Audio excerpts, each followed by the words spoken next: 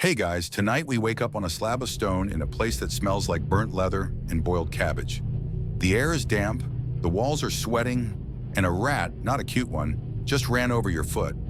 You don't remember what time it is or how many days you've been here, but one thing's clear. Someone's unlocking your cell door and they've brought chains. You probably won't survive this one, but don't worry, we'll take it slow.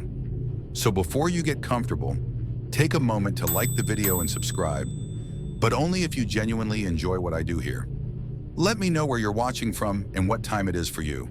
Now dim the lights, maybe turn on a fan for that soft background hum, and let's ease into tonight's journey together.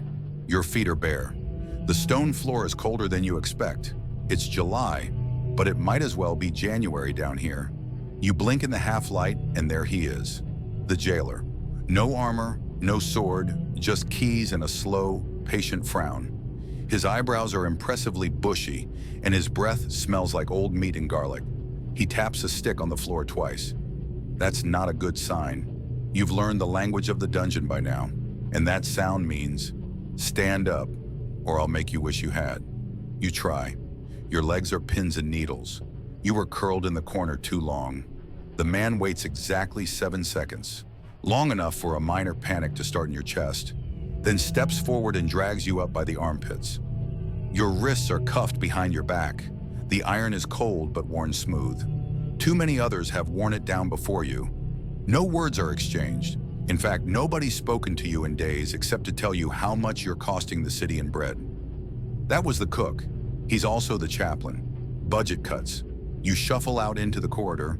The torchlight flickers against slick stone.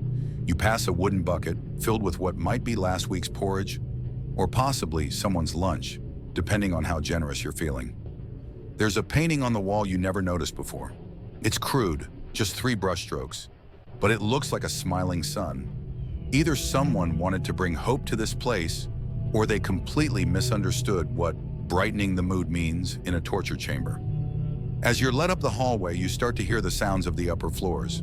Footsteps, chains, a voice reciting something in Latin, or pretending to. It might just be made-up syllables. You never know with inquisitors. A bell rings. Not the kind you hear in a chapel. No, this one is higher pitched, like a handbell. It means the torturer is awake. You hear boots coming down the stairs. Your stomach sinks, but you tell yourself, maybe it's just a drill. Maybe they're doing inspections. Maybe it's bring your child to work day. They are not. The boots belong to a young assistant, probably an apprentice torturer.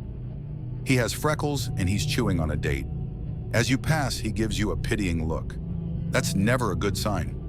You're marched into a stone chamber with 1 door, no windows, and a drainage trench along the far wall. Classic. On the table nearby, ropes, towels, a bucket of vinegar, and something that looks suspiciously like cheesecloth. You don't ask questions. In the center of the room, on a slightly raised platform, sits the chair. You've heard about it. Everyone in the lower cells has. Some call it the Iron Throne. Some call it the hot seat. But most just call it her. Because if there's one thing the guards love, it's giving feminine nicknames to devices that cook people slowly. Right now, the chair isn't glowing, but you can feel it radiating heat like a grumpy oven. You wonder who sat in it last. You wonder how long they lasted. You wonder if their screams were recorded in any poetic verse. Unlikely. The guard motions to the platform, but you hesitate. He sighs audibly. You just bought yourself 2 extra minutes of pre-treatment. Congratulations. As he guides you forward, your bare feet scrape across the stone. You catch a glimpse of your own reflection in a patch of polished iron. A luxury here. Your face is thinner than you remember. Your eyes look like they've seen at least 4 centuries. And yet somehow you're calm. Maybe it's the fatigue. Maybe it's resignation. Maybe it's the faint hope that if you're polite enough, they'll just lecture you about civic duties and let you go. They won't. The chair groans slightly as you approach, and it hits you. They heated it overnight. The iron is still warm from yesterday. You glance at the assistant again. He's moved on to an apple. Doesn't even look up. Just says, "Hope you had a good sleep."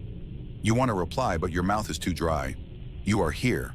The day has begun, And somewhere in the back of your head, a little voice whispers, "At least this'll make a good story someday," assuming you survive it.